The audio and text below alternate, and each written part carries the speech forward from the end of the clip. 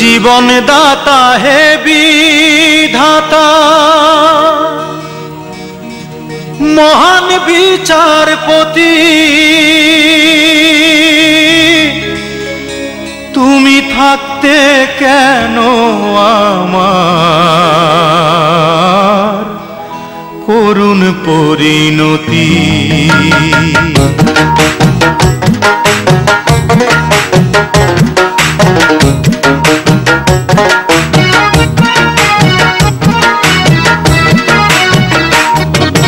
বিচারপতি তোমার কাছে বিচার না পেলে ভাবে পিটিয়েছেন, মানুষ কি মানুষকে ভাবে মারে আসলে?